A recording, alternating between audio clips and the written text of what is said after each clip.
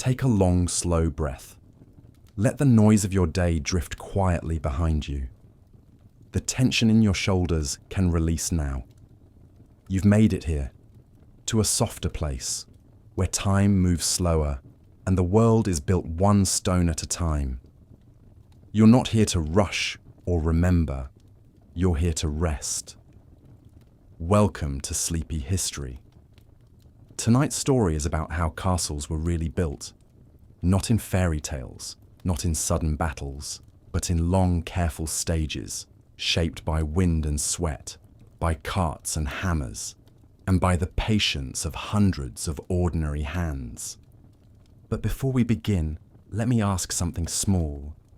Where are you watching from, and what time is it for you right now? It's always comforting to know that in all corners of the world, people are tuning in together, quietly sharing this moment. Maybe you're in a warm bed or curled into a sofa with a soft blanket. Maybe it's early morning for you or the end of a long night. Wherever you are, this space is yours too. A space to unwind, to drift, to let go. Now, gently close your eyes if you'd like, and let your mind step back, far back, nearly 1,000 years. We begin in the 12th century in a quiet part of the countryside, where green hills roll like folded blankets and rivers shimmer under an open sky. The roads are mostly dirt, with grass sprouting between wheel ruts. A few scattered cottages lie nestled near streams, smoke curling lazily from their chimneys. Sheep graze in the distance, their bells chiming softly with each step. The land is calm, but not empty. Farmers pass with carts full of hay. Children chase geese near shallow ponds. Merchants ride slowly from one village to another, the weight of woven sacks resting on their mules. Life here moves in rhythm, slow, repetitive, and grounded. But now something new is about to begin. Word has come from the local lord. A new castle is to be built. Not a small timber fort, but a great stone castle. Something that will guard this region, project power, and endure long after its builders are gone. A seat of strength, yes, but also a home, a refuge, a symbol. It will not rise quickly. It may take 10 years, or 20, and it will begin not with hammers or scaffolds, but with a choice: where to build it. This isn't a story of magic. There are no enchanted stones or instant towers. This is a story of time, of hundreds of carts, thousands of stones, and years of work. A story told not in speed, but in rhythm. Step by step, block by block. In the chapters ahead, we'll follow this castle from the very beginning, choosing the land, laying the foundations, carving the walls, raising towers, and finishing the quiet details that make it a home. We'll meet the people who built it, see their tools, and hear the soft hum of their labor. It won't be a tale of war or conquest, just one of steady hands, shared effort, and enduring purpose. There is no need to stay awake for it all. If you drift off, the story will still be here, soft and steady, like a candle in the dark. In the next chapter, we'll climb that quiet hill where the castle will one day stand, and learn how, in the medieval world, choosing the right land was the very first step in building something meant to last forever. You're safe here. You're welcome here. Let your breath fall into rhythm with the story. There's nothing else you need to do. It begins with the land. Long before towers rise or gates are forged, before a single trench is dug or stone is hauled, the builders must choose where the castle will live. Not just any patch of earth will do. A castle must be positioned with care, not simply for its view, but for its strength.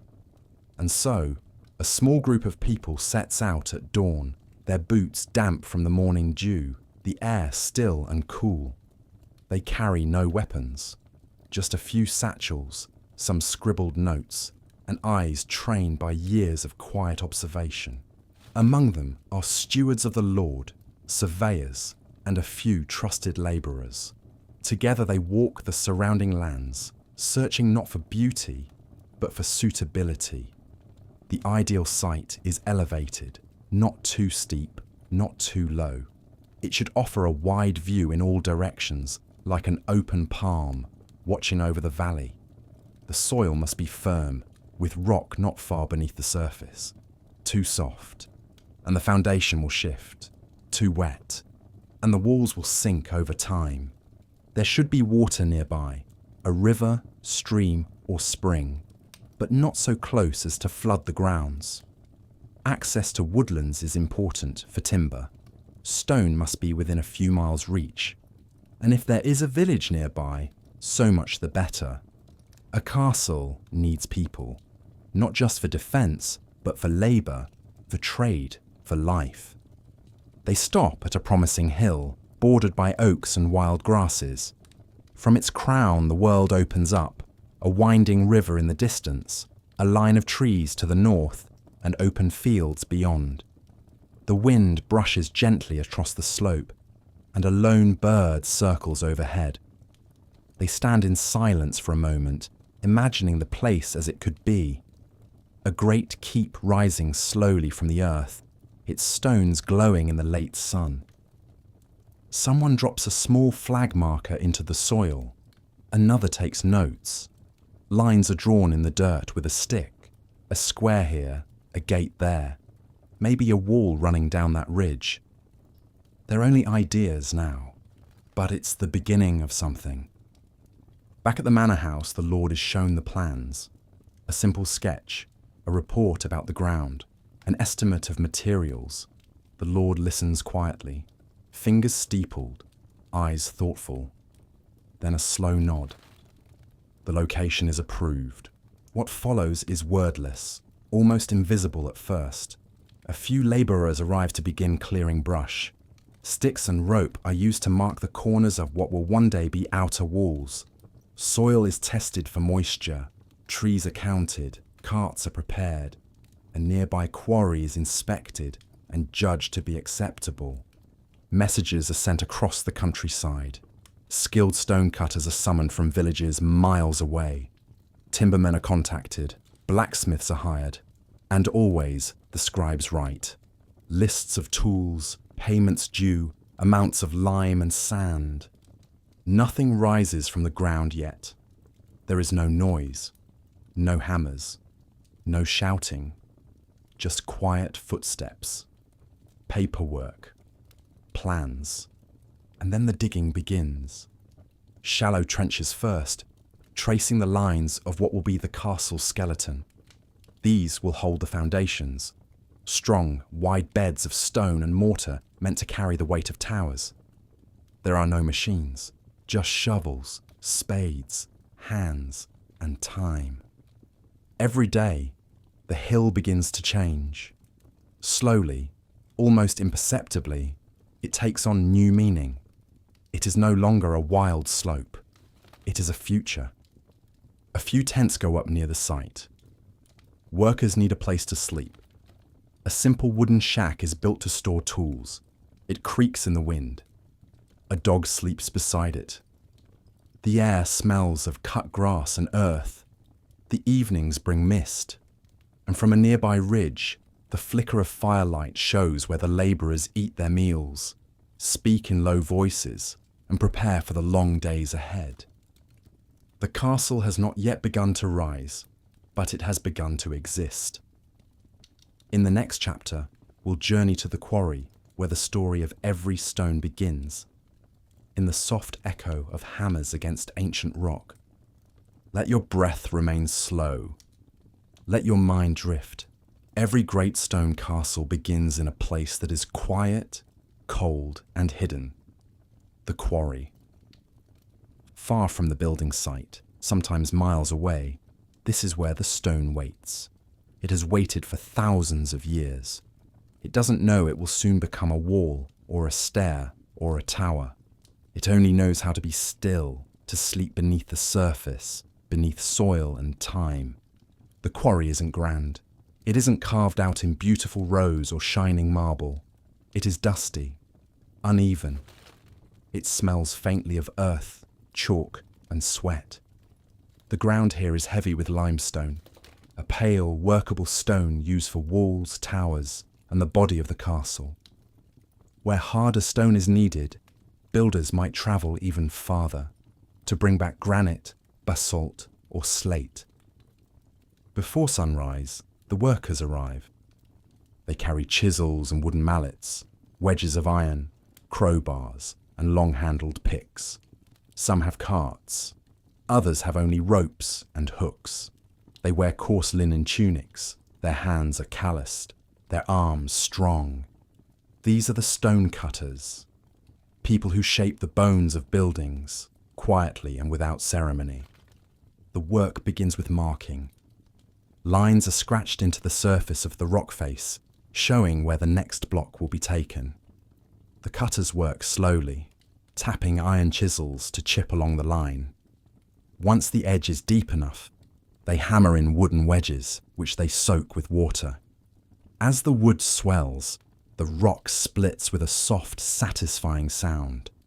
Not a crack, but a sigh. It might take half a day to extract a single block. Each stone is then trimmed, its edges flattened with a hammer and chisel. Not perfect, just enough to stack and fit. The most skilled workers shape special pieces. Cornerstones, arch blocks, rounded edges for windows. These are cut with extra care. When ready, the stones are lifted onto carts pulled by oxen or donkeys. They creak as they move, wheels bouncing over stones. The journey back to the castle site might take hours, along narrow dirt paths, over hills, across wooden bridges. Always slow, always steady. Back at the building site, each stone is unloaded by hand, laid gently beside others, lined up in rows. Builders sort them like puzzle pieces. Some will become steps, others the base of walls. A few will be set aside for carving, future statues, coats of arms, or decoration. And then the stonecutters return to the quarry, again and again. Day after day, the quiet music of hammers and wedges continues. Tap, tap, pause, tap, pause. The work is slow, but it is not dull. There's rhythm, there's pride. The cutters know that though their names may not be remembered, their work will remain. Every block they shape will be touched by sun and wind for centuries to come. At midday, they rest. They eat bread, hard cheese, perhaps a bit of dried meat. They drink water from clay flasks. Some lean against shaded rock, hats over their eyes. Others talk softly, describing the stone, the tools, the weather. And when the sun dips low, they pack up, leaving the quarry quiet once again, save for the wind brushing across chisel marks and shallow grooves in the earth. Tomorrow the stone will keep waiting, and the builders will return. In the next chapter, we'll return to the castle hill and watch the first stones being set, the beginning of a foundation meant to hold a kingdom's weight. Your breath can stay slow. There's no rush. The stone has arrived. Dozens of pale limestone blocks now sit quietly on the hilltop, arranged in neat piles. Some are still dusted with white chalk from the quarry. Others have been marked with charcoal, a number, a symbol, a guiding line.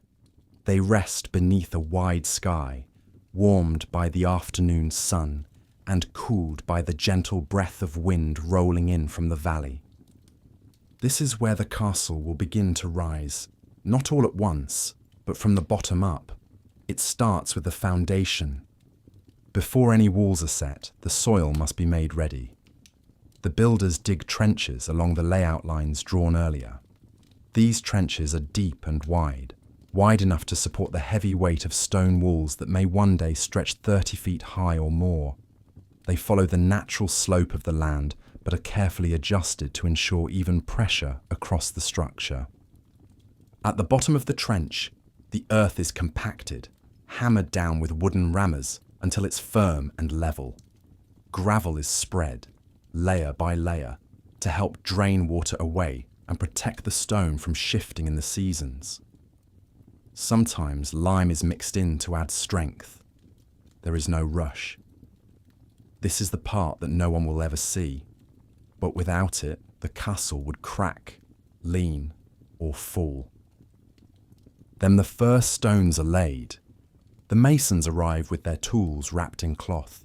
They carry wooden levels, iron hammers, plumb lines made of twine and lead.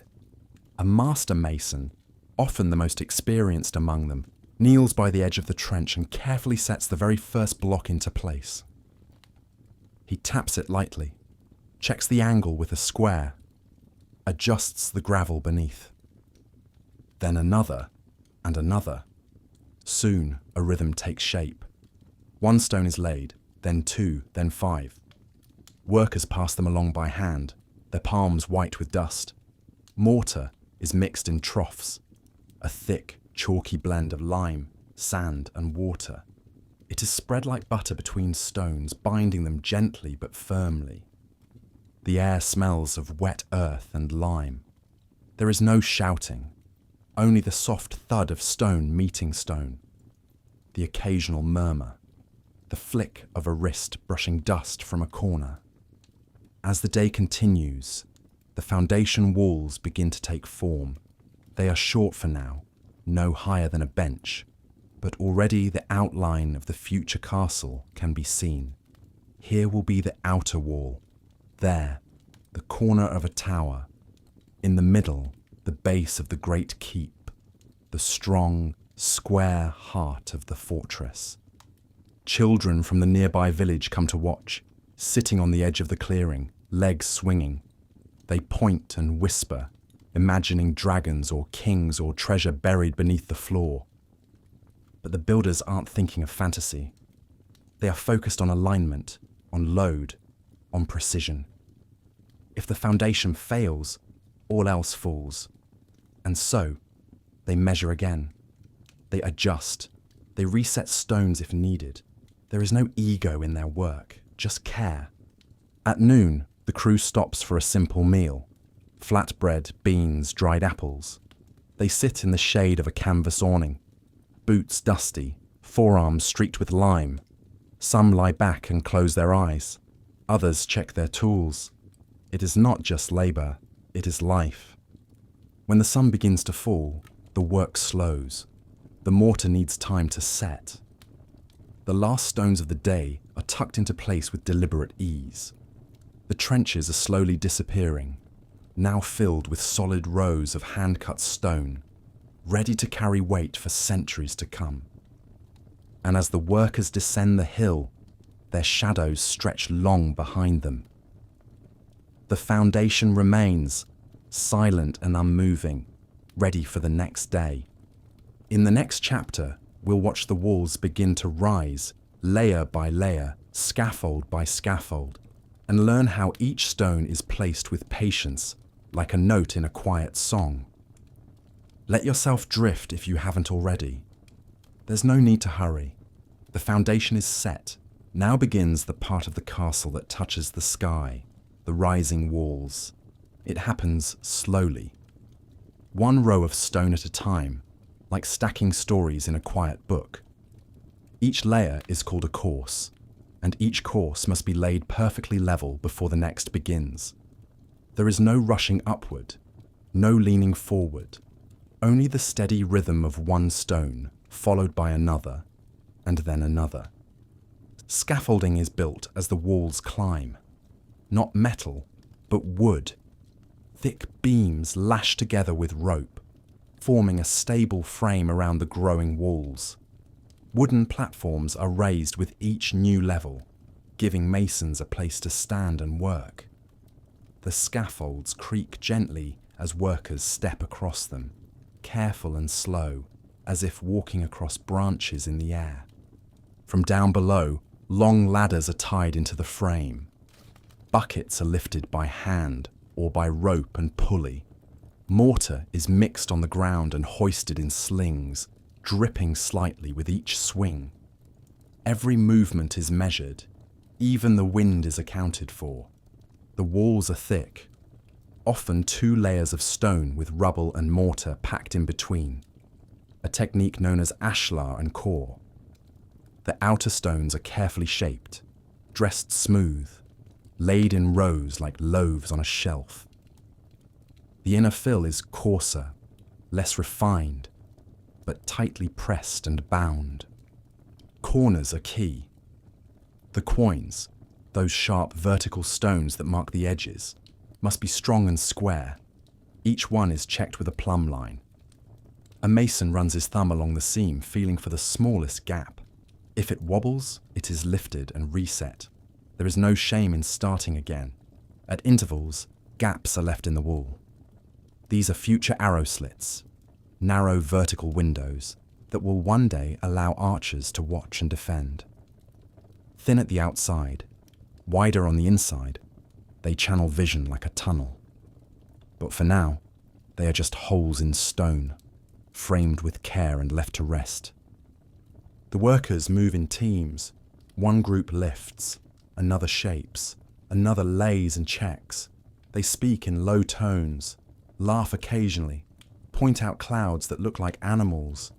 There is a kind of peace in the repetition, in knowing that what they build today will still be standing long after they are gone. Every now and then, a runner climbs the hill from the village, bringing news or supplies, a coil of rope, an order from the steward, or just warm bread wrapped in linen.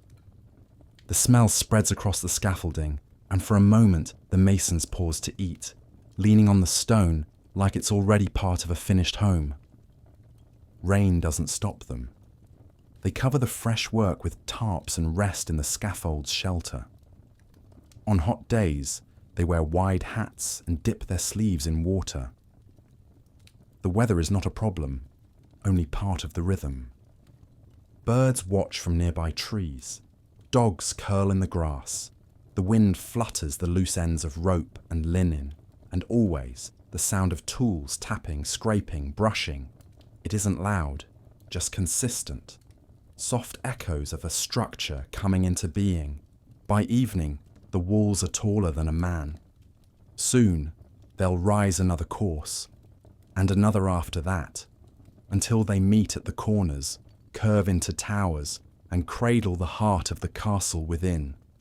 But that is for later. For now, the builders wipe their hands, roll their shoulders, and descend from the scaffold. The walls remain silent, pale in the dusk light, holding the shape of a fortress still growing.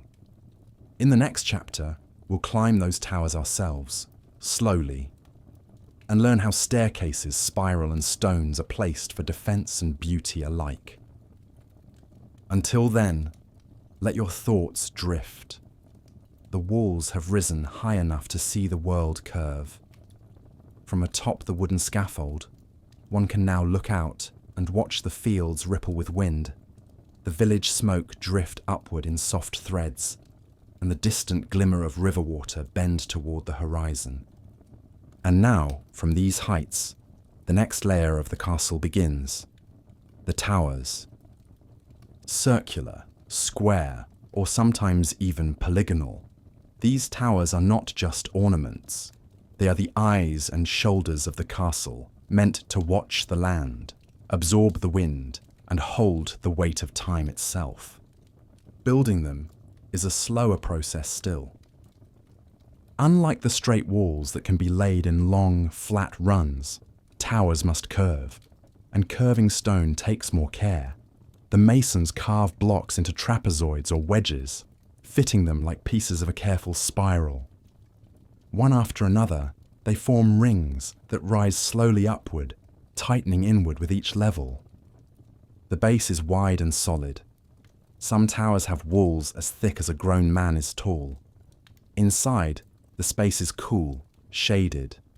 Wooden beams are inserted as support for future floors. Holes left in the walls show where joists will rest.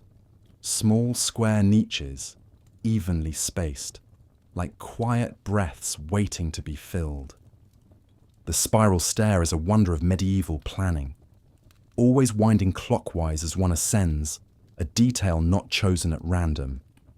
In the event of an attack, a right-handed defender coming down the stairs would have more room to swing a sword, while an attacker climbing up would find their swing blocked by the central pillar.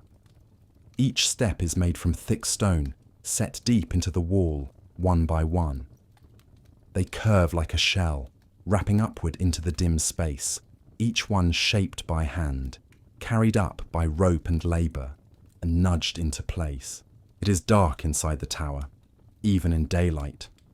So small slits are left in the stone, thin, tall openings just wide enough to let in light and, one day, loose an arrow. These are called embrasures, and they dot the tower walls like ancient eyes.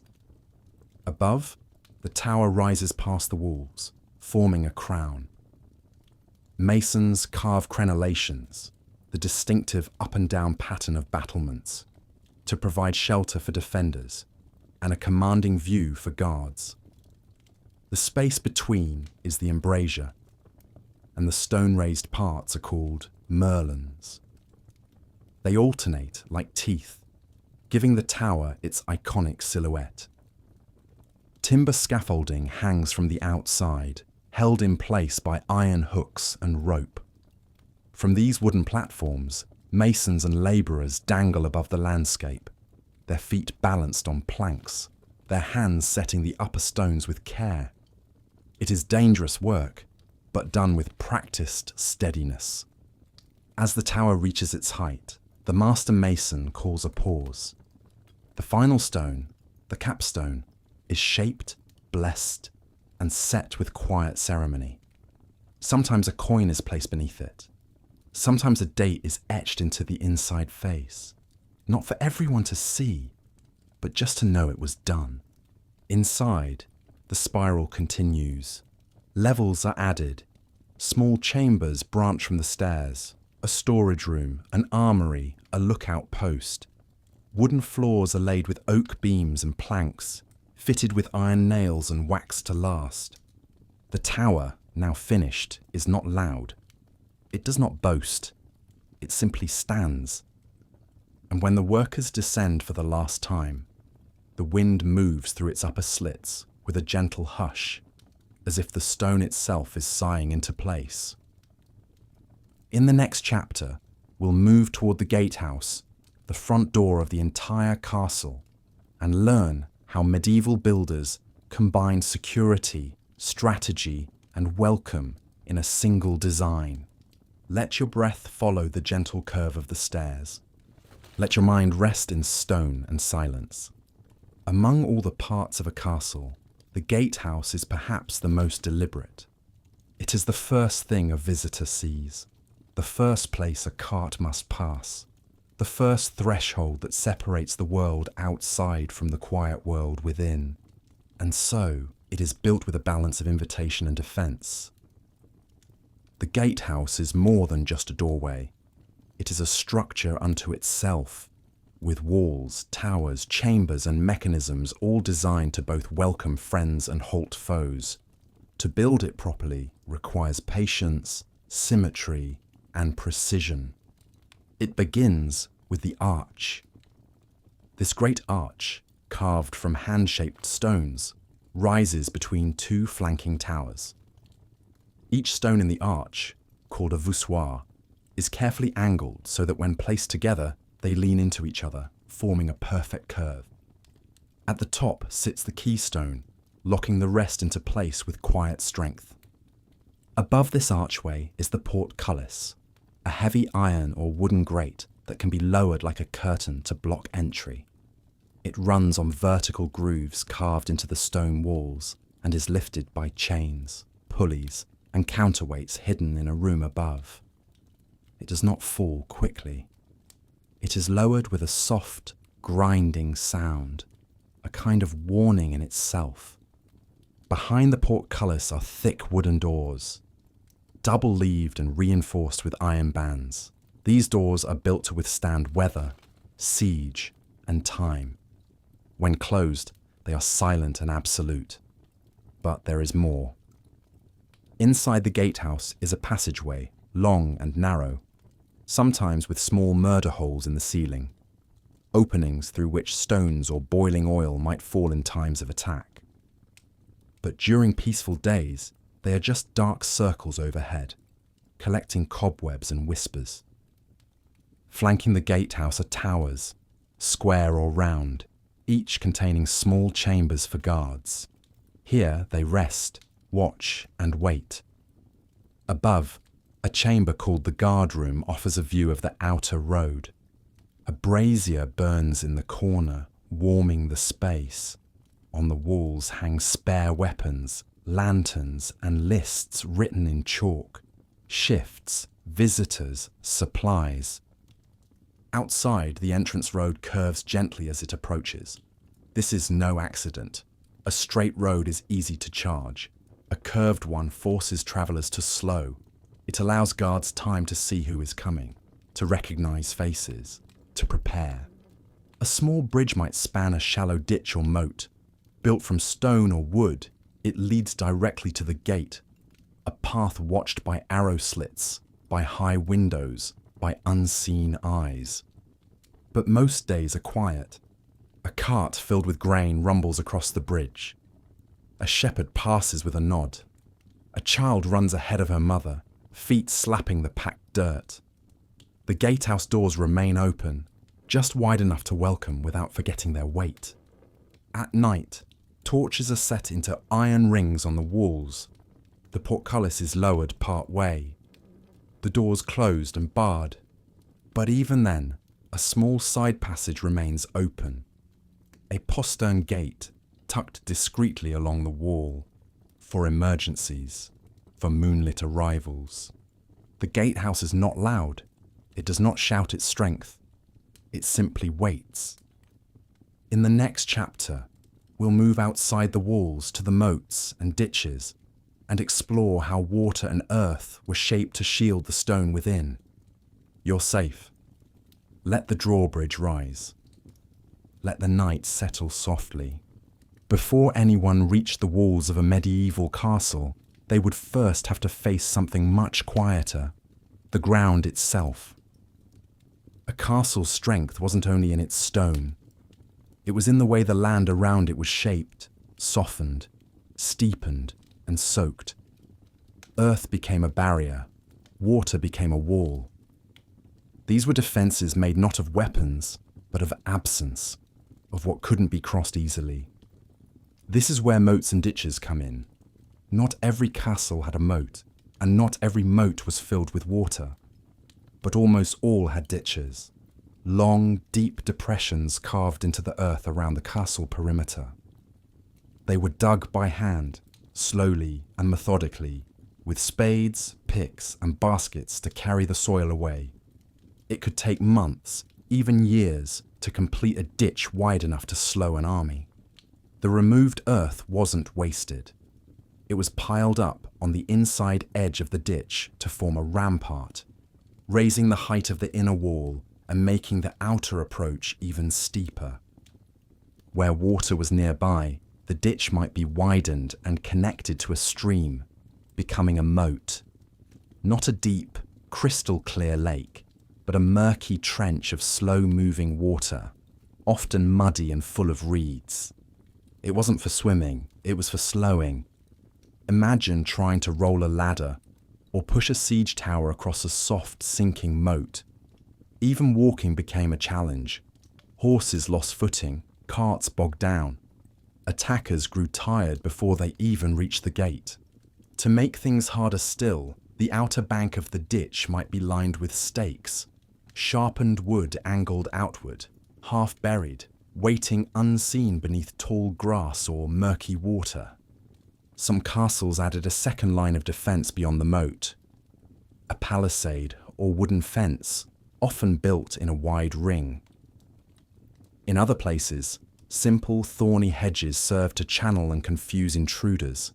These were small touches, but they mattered. The work of digging was hard and repetitive. Crews of labourers, Often peasants paid with coin or food worked under the sun, stripping the topsoil, cutting through clay and rock, and hauling it all away. Day after day, the ditch deepened. Rain turned it to mud. Dry winds turned it to dust. Sometimes the ditch had to be lined with stone to prevent erosion. Sometimes it was left raw. In winter, it filled with snow. In summer, with weeds. But always, it stood between the outside world and the stone heart of the castle. Even in peace, the moat served a purpose. Children played along its banks, geese waddled near the edges. Occasionally fish were added, or lilies, or frogs that sang at dusk. It wasn't beautiful, but it belonged. Like a breath between sentences, it gave the castle space. In the next chapter, we'll walk into that space, through the gatehouse and into the inner keep, where kitchens, halls, and chapels quietly held daily life. Let your thoughts soften. Let the ground deepen.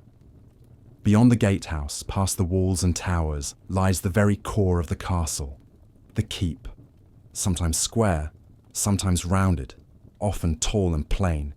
The keep isn't built to impress with decoration. It impresses by standing still. It is the final refuge, the strong room, the stone within the stone. Inside, the air shifts.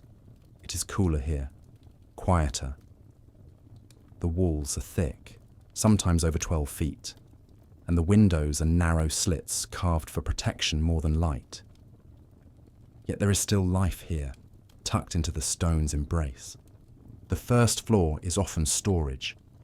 Barrels of salted meat, bags of flour, clay pots sealed with wax, tools lined up in rows, torches waiting in bundles, a place to prepare for siege or for winter, or simply for a season when the outside world can't reach in. A narrow stair curves upward. It hugs the wall in a tight spiral, sometimes counterclockwise, other times winding unpredictably, every step slightly different in size or shape, to confuse the footing of anyone who doesn't belong.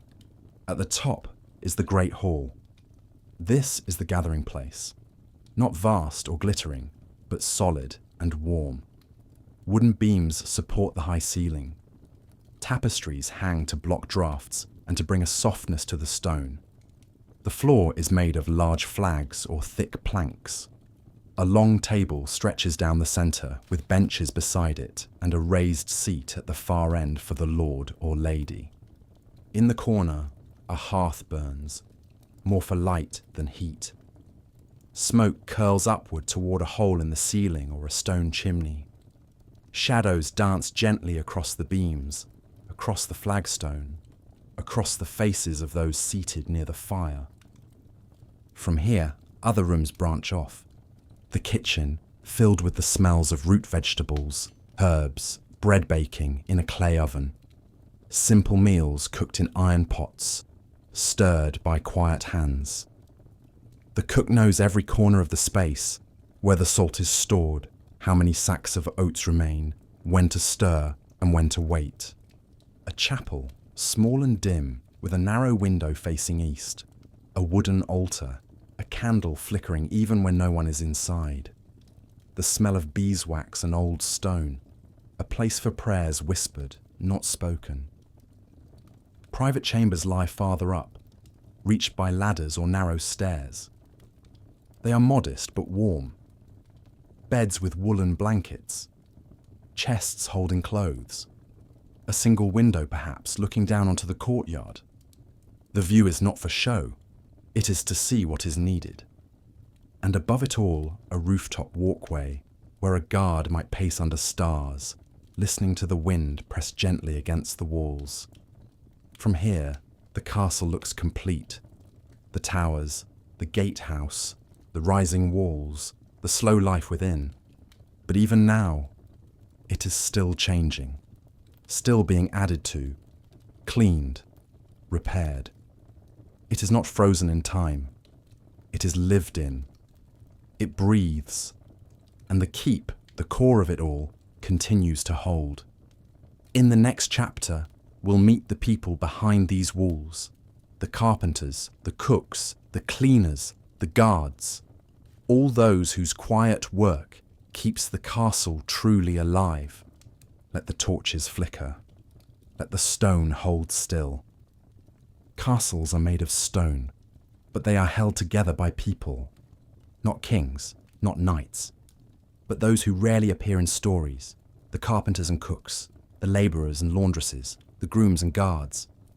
Without them, a castle is just a shell. Cold, empty, silent. Inside these walls, life hums softly, like the rhythm of hands at work. The carpenters are among the most essential. They shape the beams that hold the ceilings, the doors that swing quietly on their hinges, the carts that carry stone and bread. Their tools are simple: saws, hammers, chisels, augers, but their skill is deep. They know how to join wood so it bends, so it holds, so it lasts. They climb ladders with satchels of nails. They measure with knotted cords. They speak little while working, letting the knock of hammer on peg speak for them. When they finish a gate, they test it with a hand. Press, pull, adjust, until it moves like part of the wind. Nearby, the blacksmith works at a forge tucked into a corner of the yard. The fire burns steady, fed with bellows. He shapes hinges and nails, pot hooks and latches, horseshoes and bits. The rhythm of his work is steady: heat, hammer, cool, repeat. Each blow is precise, yet unhurried. The anvil rings like a bell, marking time not in hours, but in effort. In the kitchens, a team of cooks prepares meals not for feasts, but for daily hunger. Stews simmer in wide pots. Loaves of bread rise beneath linen cloths. Herbs are chopped. Barley is stirred. The smell of onions and wood smoke fills the space. At the table, children fetch water. Dogs linger beneath the benches. A scullery maid sings to herself as she scrubs a pot with a wisp of straw. There is no pause, no finish line, just the daily rhythm of hands that chop, stir, bake, clean, and begin again. Laundresses carry bundles of linen to and from the well, lifting wet cloth over their shoulders, their fingers red and raw in winter. They speak softly to one another, sharing news, recipes, and stories in between the soap and water. Guards patrol the walls not with fanfare, but with steps measured and quiet. They lean over parapets. They watch the road. They nod to each other at shift change, swapping places like dancers in an old, practiced pattern. In the stables, grooms brush horses in slow, steady strokes. They check hooves, muck stalls, refill buckets. The animals trust them more than the knights who ride them. Everyone has a place. Even the children contribute, running errands, tending fires, gathering eggs. They grow up with the castle as their playground, their teacher, their boundary. To them, the walls are not grand. They are just home. Each worker has a rhythm, a pattern, a place in the castle's body. And though no one carves their name into the stone, their fingerprints are everywhere, in every latch that doesn't squeak, every doorway that swings true, every bowl of soup handed across a table. In the next chapter, we'll watch the final touches come together. Banners hung, bells raised, and the castle made ready for the centuries of life it's meant to hold. Let your thoughts rest with theirs, quiet, steady, and unseen. The castle is almost complete. The walls are standing, the towers reach the sky. The gatehouse guards the entrance. Inside, the keep is furnished, the kitchens are warm, and the people have found their rhythm. But there is still more to do, not in strength, but in spirit. Now come the final touches.